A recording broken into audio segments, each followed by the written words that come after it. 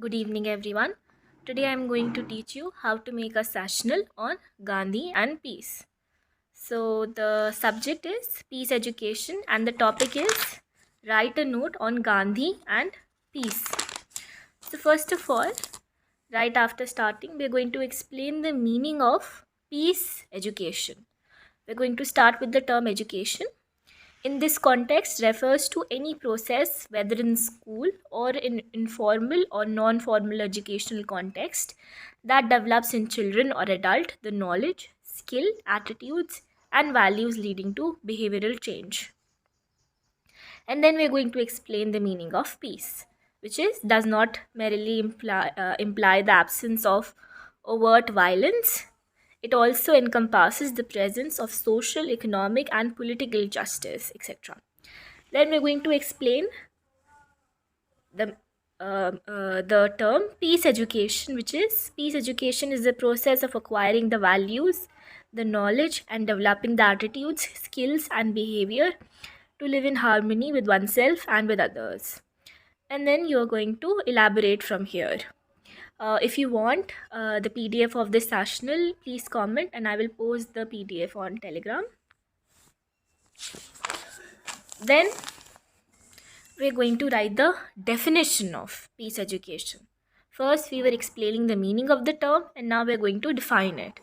So, we're going to use the quotes by famous celebrities and other people to define it. First of all, we have the quote by Albert Einstein, who says, peace is not merely the absence of war, but the presence of justice, of law, of order, in short, of government. Then we have Fryer, who said peace education is a mechanism for the transformation from a culture of violence to a culture of peace through a process of conscientization. And then we have Laying R.D., we have Betty Reardon, we have John Dewey, and then we're going to write our own definition, which is from these definitions it is understood that the peace education inculcates the higher order human values among the individual. Further, peace education definition reveals that it aims at the overall development of the individuals and helps to enhance internal values in their mind. And then we are going to write the concept.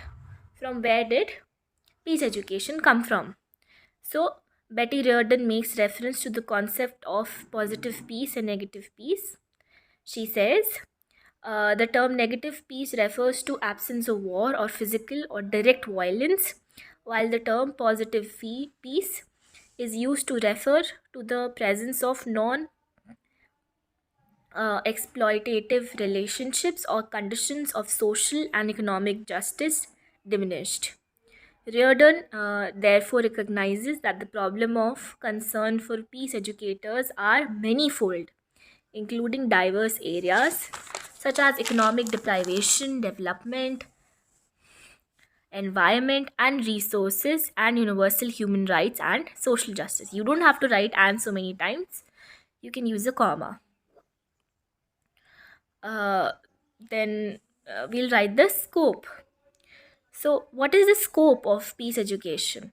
Peace education is concerned with helping learners to develop an awareness of the process and skills that are necessary for achieving understanding to learn and to understanding tolerance and goodwill in the world today. Peace education brings together multiple traditions of theories of education and international initiatives, etc. The practice of peace education is opportunity to promote the total welfare of students, advocate for their justice, etc., etc., and promote individual and social responsibility for both educators and learners. So, what is the scope of peace education? We're going to explain in this paragraph. Next up, we are going to write the biography of Mahatma Gandhi. You can write whatever you were taught in the class about him, or you can copy it from the material that you already have. Next, we are going to write about Gandhiji's concept of peace. So, Gandhian philosophy of peace and harmony is based on the concept of unity in existence. It can be traced back to Yajurveda, the Vedantic idealism, which is the basis of Gandhian approach, teaches the supremacy of the values of eternal truth and justice. So you can write all about this. You can copy it from the PDF that I will be posting on Telegram. Please check it there. I'm not going to recite it line by line here. But next, we're going to say that Vinoba Bhave, a fervent follower of Gandhi, explains Gandhian philosophy by this quotation, this Sanskrit shloka. It means that Vedanta, Vijnan, and Vishwas are the three forces which, when fully and firmly established, will inaugurate an era of perpetual peace and prosperity on earth. Now, a question arises. Please write the correct spelling of question. Arises as to why peace and harmony should be preferred to conflict. We're going to explain it. And then we are going to write this quotation by S.N. Prasad. The most fundamental principle of Gandhiji's philosophy of peace is ahimsa or non-violence, which is law of love, life and creation, as opposed to violence or hinsa, the cause of hatred, death and destruction. Gandhiji explains that the universal human value ahimsa ought to be cultivated not merely at personal level but at social, national and international level too, if we wish to avoid personal, social and national or international conflicts. Then we are going to write further, and then we are going to end it by saying he believed that all human beings are part of divine and they are interdependent and interrelated. Gandhi's concept of peace is also a broad one. For him, peace came out from a way of life. Therefore, peace is closely linked up with justice, development, and environment. Then we are going to write about how he used satyagraha as a method to attain peace. Gandhi developed satyagraha as a technique of non-violent, unarmed resistance to fight against the injustice and to bring harmony in any society. It begins with the perception of good and evil and non-cooperation with evil, justice and exploitation.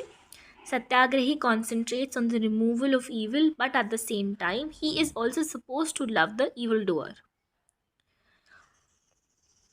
In the whole process, he may have to face self-suffering while resisting non-violently to the particular evil. Gandhiji's Satyagraha is a battle of righteousness, a dharma yudh. Then we're going to write how, according to Ray, Satyagraha is more than a technique of conflict resolution. It is a non-violent way of disclosing truth, which involves not only the self-transformation of the person who initiates Satyagraha, but also of those who are party to a given conflict. So we have to transform both the evildoer and the person who is doing Satyagraha to attain peace. Then we're going to write further, striking on the communalism, religious disharmony and intolerance. He predicts that religions are not for separating mean from one another. They are meant to bind them.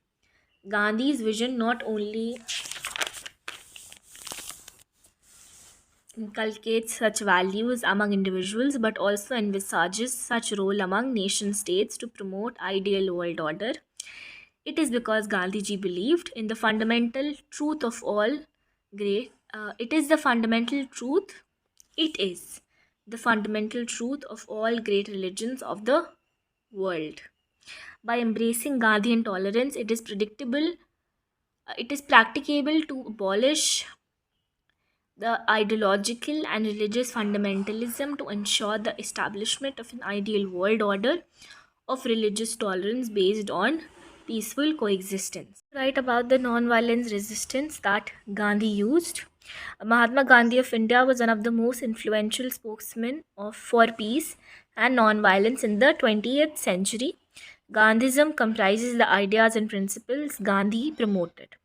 M.N. Shankar argues that Gandhism is not systematic position in metaphysics or in political philosophy. Rather, It is a political creed, an economic doctrine, a religious outlook, a moral precept, and especially a humanitarian worldview.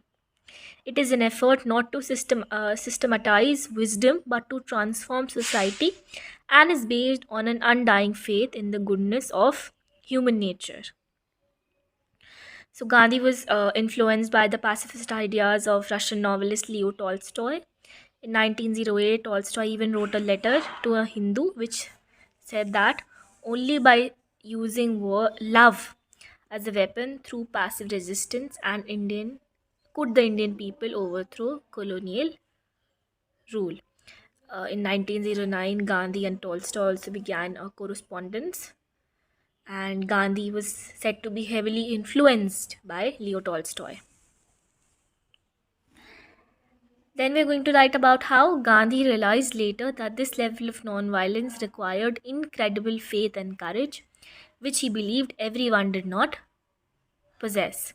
He therefore advised that everyone needs not keep to non-violence, especially if it were used as a cover for cowardice.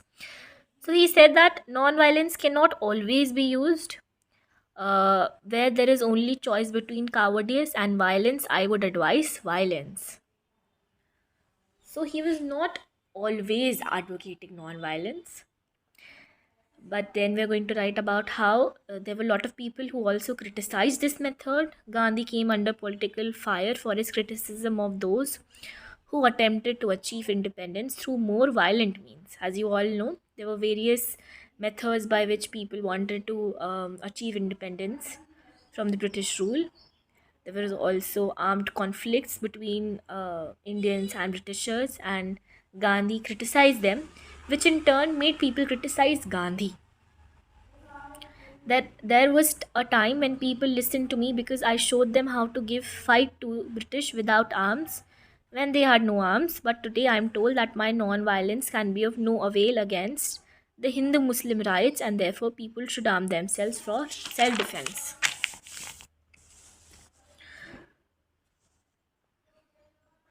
Gandhiji's view came under heavy criticism in Britain when it was under attack from Nazi Germany.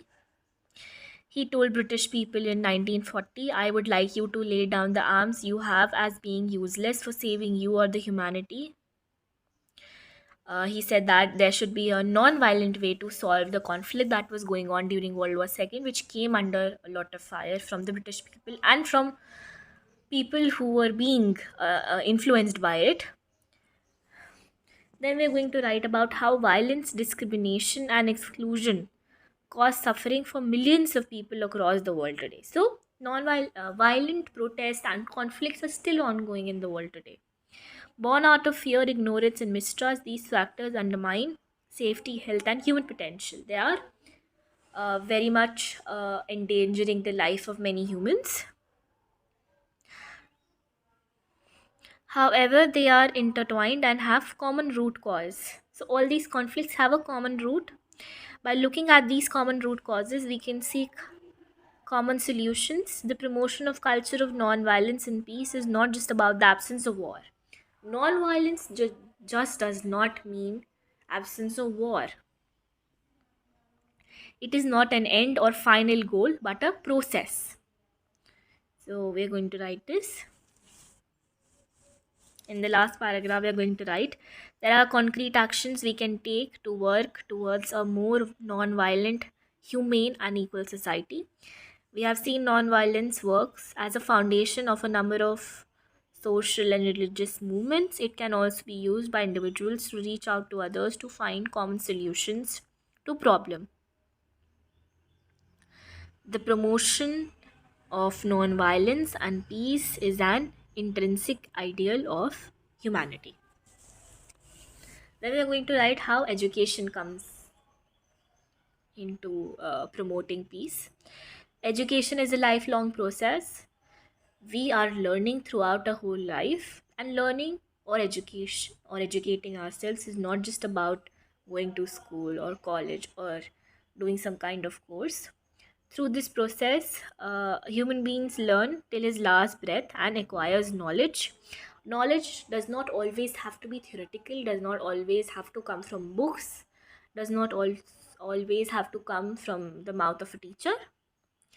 For Gandhi, education is to accord a dimension to man's all around development, hence, in short, to make one's life prosperous and worthy. Education makes your life worth living. It is education that brings the human being out of a state of ambiguity, ignorance, and uh, according to Gautam Buddha, the main cause of distress and uproar in life. Education inspires the man to follow those values which are internal and welfaristic, and thus, on the strength of them, to extend the pace to rise. In addition, it develops virtues in him, leads him towards reality and truthfulness, which are fundamental to achieve prosperity and peace. So, basically, we're saying how education is important. Moreover, education is not the situation of status quo, it is a state of dynamism, it is full of activeness and continuity.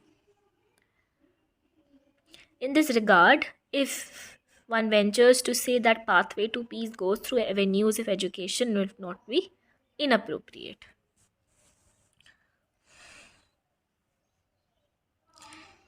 But to ascertain peace through education, it is absolutely necessary that the real meaning, purpose, and goal of education is well understood. Simultaneously, by understanding the sense of all welfare which exists in its root, practices are carried out. If it is done accordingly, there is no reason that peace does not exist among human beings, or the way to peace is not available to every human being. Then, what was Gandhian view on this topic?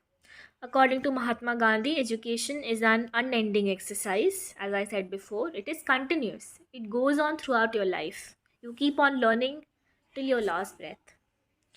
Likewise, education can help mold and shape human body, mind, and character, as we said before, in such a manner that they may act as the means to achieve joy and efficiency.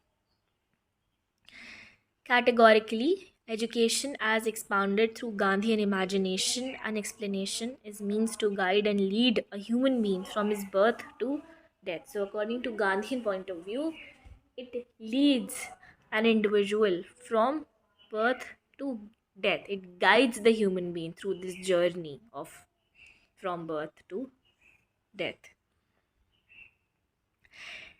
It helps the man achieve whatever he wants to achieve. The goal, however, according to many philosophies, including the Vedic Hindu, could be the attainment of mukti or moksha or nirvana.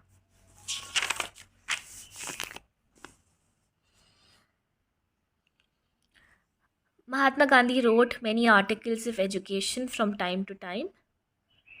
On several occasions, besides addressing students and teachers, he issued worthy statements regarding its meaning, purpose, and importance in life. So that these are his viewpoints that he particularly proposed. The primary of education is to make a man self dependent. Purpose of education is to make the one efficient and skillful, and the objective of education. This concept urges for man to be self dependent, skillful, and efficient. Thereby, his goal and objective to achieve true education will be open. Not only this, the Gandhian view of education can play a vital role in establishment of peace, not only at national level but at international level also. And then we are going to write the last topic, Gandhiji's contribution of peace movement. So whatever his contributions were, can you do this? And then at last we have the summary. Peace and non-violence are the two pillars of any peace process that upholds the human race's very livelihood. These two are inseparable. You cannot have peace without non-violence, and non-violence leads to peace. We want non-violence because we want peace. So we're going to write all about this. In the last paragraph, we'll write, to achieve a peaceful treaty is not that simple. Global peace has been hindered by many challenges that includes both natural and human-made causes. The rationale behind achieving peace is in the positive understanding of give and take, humanity, forgiveness, and violence. The right understanding will take the world in the right path. As an exemplary figure in politics, spirituality, and nation building, Gandhi must also be understood rightly if we want to understood peace and education. So thank you. That is all for today. I hope you liked it. If you liked it, please subscribe and like this video. And you can check out the PDF I will be posting on Telegram very soon. Thank you so much.